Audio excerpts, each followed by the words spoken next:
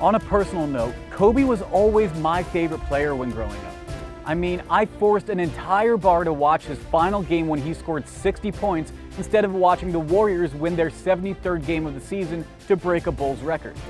It's fitting to have such a monumental Super Bowl game to cap off a unique season riddled with obstacles due to COVID. This is now the second year in a row that a team in the Super Bowl had at least one female coach on staff. Much of America was watching the special election results coming in for the Georgia Senate races on Tuesday night, but one candidate had some other news as well. Kelly Loeffler is the owner of the WNBA team, the Atlanta Dream, and LeBron James wants to buy the team. Yes, we do want the accurate rosters down the line once the NCAA finally allows athletes to earn their money. But this roster patch is literally what everyone has asked for to get the game to return since it left in 2013. My only fear of this, though, is that the game becomes tarnished and ruined compared to the older versions.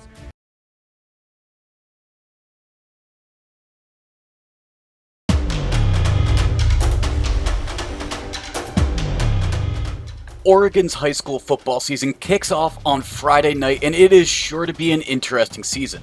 Some schools like Ashland have opted out, and so have some players. Wildfires in 2020 also have forced some students to transfer out of the area. In the Rogue Valley, football season starts with a showdown between last year's 5A state runner-up Crater at South Medford. Both teams are starting new quarterbacks this season. The other local 6A matchups find North Medford in Grants Pass and Eagle Point at Springfield. Dropping down a couple classes to 3A, Hidden Valley travels to Phoenix tonight. The Mustangs are last year's state runner-up but have a new quarterback this season, and the Pirates are down 11 players after wildfires devastated much of the school district. Other local 3A season openers include St. Mary's at South Umpqua and Cascade Christian hosting Brookings Harbor. There are no playoffs or championships to play for this year, making each game all the more special. Eagle Point already knows this. The Eagles had to find a new opponent for this week after Roseburg had to cancel due to COVID protocols. Each team has 5 games on the schedule and an open week to allow a possible 6th game this season. The wait is finally over though. The high school football season has officially begun.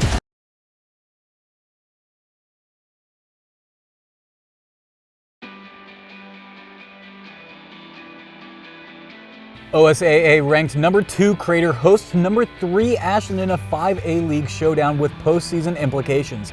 And the Comets went to work early. This pass from quarterback Trevor Davis to wideout Dawson Douglas put them in the red zone. From there, Davis did the rest of the work, fighting and stretching across the goal line for the first of 4 rushing touchdowns on the night. The Grizzlies would respond in the second quarter though. Quarterback Rieger Sayre is flushed out of the pocket, connects with wideout Gabe Eckwall in stride, and he can't be caught on his way to the end zone. But the Crater crowd was loud, and the Comets quickly responded on the next drive.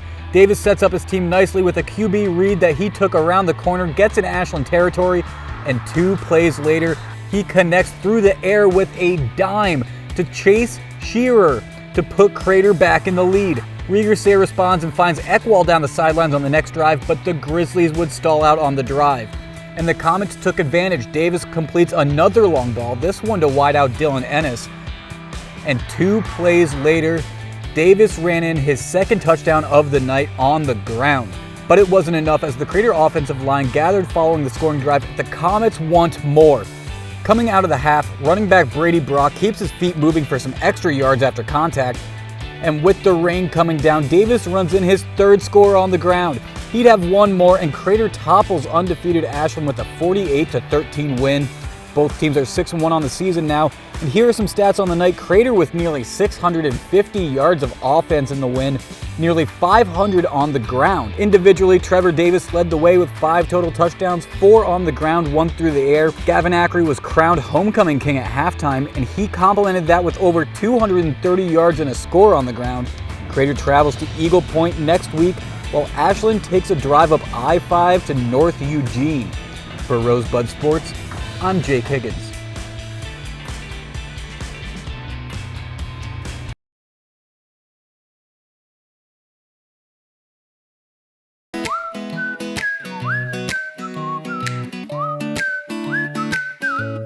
March was Women's Month, Monday was International Women's Day, and here is a women's sports edition of That's My Take with Jake. Who is the greatest professional fighter of all time? I don't mean boxer or wrestler, I mean fighter. Amanda Nunes deserves to be in this conversation after this past weekend. She defended her title again on Saturday night with relative ease. She is the reigning champion of the women's bantamweight and featherweight divisions, and she is just the third UFC fighter to hold titles in two weight classes at the same time. Amanda Nunes has not lost a fight since September in 2014. So is Amanda Nunes the greatest fighter of all time? She definitely makes a compelling case for it, at least compared to any other UFC fighter. Nunes has set a new standard, not just for women's fighting, but for the whole UFC. Her name is all over the record books, and I expect it to stay there for quite some time. I'ma call her a GOAT. Girls and women's sports are constantly negged on by misogynistic sports fans who inherently believe men's sports are tougher and more competitive than women's sports. There are a few instances where boys and girls can compete against each other in high school, and oddly enough, wrestling is one of those sports. At the end of February, Heaven Fitch became the first female wrestler to win a state championship in North Carolina. She beat all male wrestlers to do it, by the way. This wasn't necessarily a surprise though. Fitch came into the state tournament as the #1 seed at 106 pounds. She went 54-4 this entire season. Fitch is just a junior and has an opportunity at another state title next year, which would make her the first female two-time wrestling state champion in the country. It's pretty clear that Heaven Fitch deserves to be wrestling amongst the boys. Actually, no, scratch that. It is clear that Heaven Fitch is better than the boys. Basketball has a problem. There need to be more female coaches, especially in the WNBA and throughout women's college sports. 8 of the 12 WNBA teams are coached by men. According to the NCAA, fewer than half of the coaches in women's sports are female. That number has been on the decline since the early 80s. Further up the food chain, and the numbers are even worse. Only 20% of NCAA athletic directors are women. This needs to be remedied, and it starts with those athletic directors including women in their search for new coaches.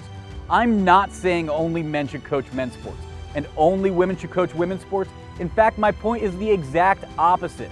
We need more collaboration and integration of different perspectives into coaching staffs. Do that, and I think we will really see women's sports grow at a much, much faster rate. Well, that's my take with Jake, and if you didn't know by now, I'm Jake.